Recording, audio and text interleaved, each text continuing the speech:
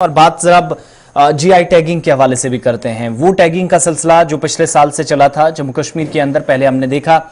کہ جو handy craft اور ہینڈ لومز کے جو پروڈکٹ تھے ان پر سب سے پہلی نظر سرکار کی تھی، اور اس کے بعد ہم نے دیکھا کہ سرکار نے بہت سارے ایسے منصوبے جن پر سکاسٹ کشمیر اور سکاسٹ جموں کی مدد سے جہاں پر چیزوں کی نشاندہی کی کہ اب ان پر جی آئی ٹیگنگ ہوگی، اور انٹرنیشنل مارکیٹ یا نیشنل مارکیٹ کے اندر جب ان کو فروغ کیا جائے گا تو پھر ان کا کوئی جعلی پروڈکٹ اسی کے ساتھ ملا کر یا اسی طرح کا دکھا کر فروخت نہیں کر سکے گا۔ لیکن اب جموں کشمیر کے اندر سیب،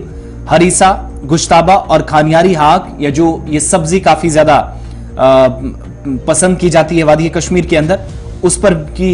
جی آئی ٹیگنگ پر زور دیا جائے گا، کیونکہ 24 مصنوعات کی ٹیگنگ کے لیے کمیٹیوں کی تشکیل دے دی گئی ہے۔ جموں کشمیر انتظامیہ نے مختلف ایسی 24 فصلیں کہہ لیجئے یا پروڈکٹس کہہ لیجئے، جغرافیائی جو انڈیکیشن دی جاتی ہے یا جی آئی ٹیگنگ ہوتی ہے، اس کے لیے زور دینے کا فیصلہ کیا ہے، جس میں سیب، امری اور مہاراجی، ہریسہ، گشتابہ اور کھانیاری ہاک شامل ہیں۔ یہ اس فہرست میں ابھی تک نئی چیزیں آئی ہیں۔ یو ٹی کے محکمہ زراعت نے جموں کشمیر کی 24 فصلوں اور مصنوعات کی جی آئی ٹیگنگ کے لیے مختلف کمیٹیاں بھی تشکیل کر دی ہیں، جن مصنوعات کے لیے جموں کشمیر میں جی آئی ٹیگنگ کے لیے زور دیا جائے گا۔ ان میں ایپل، امری جو میں شروعات میں بتا چکا ہوں، ایپل، مہاراجی، ناشپاتی، اس کے علاوہ انگور، اخروٹ، کالا زیرہ، سرخ چاول اور شالٹس کشمیری جو مرچ ہے، اس کے ساتھ ساتھ ندرو، خوبانی، ہنس ہاک، کھانیاری ہاک اور ساتھ ہی گوازبان، پمبے چالان، کوڈ، گوشت کی مصنوعات جیسے کہ ہریسہ، گشتابہ، طبخ ماز کے ساتھ ساتھ خشک مچھلی یا ہوگارڈ جس کو کہا جاتا ہے، ہوپ گارڈ جس کا نام دیا جاتا ہے، اور اس کے ساتھ دیگر کچھ مچھلیوں کی اقسام بھی ہیں۔ پہاڑی لہسن ہے، لہسن کے ساتھ ساتھ پائن نٹ ہے، اور لال چاول کو بھی اس فہرست میں ڈالا گیا ہے۔ دودھ کیک آر ایس پورا عدلیہ کے اندر جو تیار کیا جاتا ہے، گتیا تھوم، پہاڑی لہسن جس کو کہا جاتا ہے،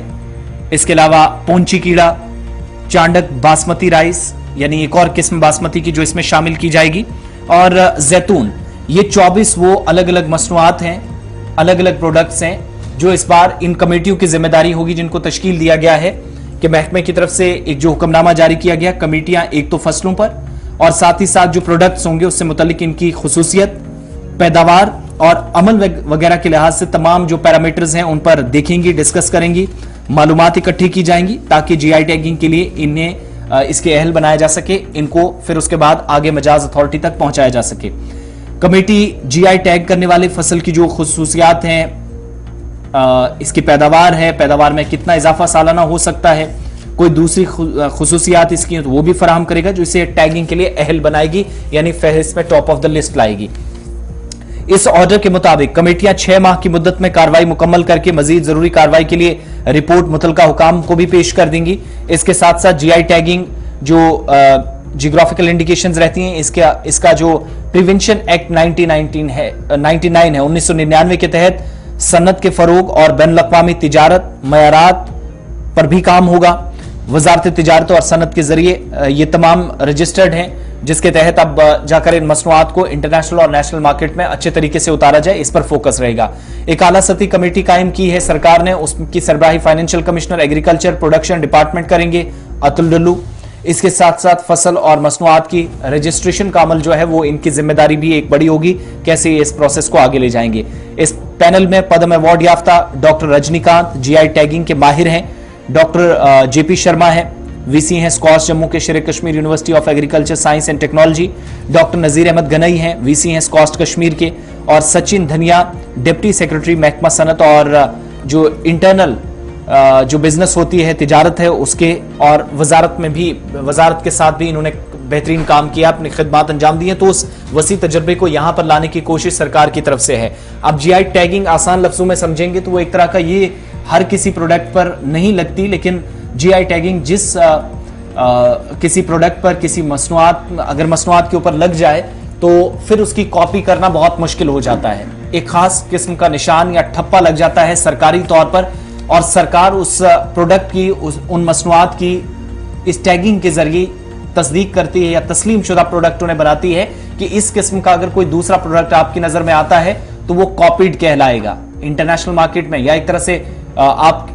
कोई पेटेंट करवा लेते हैं किसी चीज को जो आपकी तरफ से तैयार की जाती है, ठीक वैसे ही यूटी के अंदर भी काम होगा। सेब, हरीसा, गुश्ताबा, खानियारी, हाक वगैरह जो इस बार इस फहरिस्त में शामिल है जिन पर टैग लगेगा, यूटी इंतजामिया की तरफ से अब फहरिस्त तैयार की गई है। कमेटियां तश्कील दी गई हैं, 24 प्रोडक्टों की निशानदेही होगी। इनका मयार क्या है, खसूसियात क्या है, किन इलाकों के अंदर होती हैं और पैदावार में इजाफा कैसे हो सकता है, क्योंकि जब एक प्रोडक्ट मार्केट में आएगा फिर उसकी कमी नहीं होनी चाहिए। ठीक वैसे ही जैसे आपको याद होगा कि सेफ्रॉन पर